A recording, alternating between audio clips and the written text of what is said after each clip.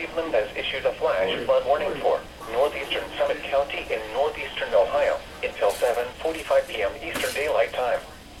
At 4:49 p.m. Eastern Daylight Time, Doppler radar indicated thunderstorms near Macedonia has produced 1.5 inches of rain across the warned area. Flash flooding is expected to begin shortly. Some locations that will experience flooding include Hudson, Twinsburg, Macedonia,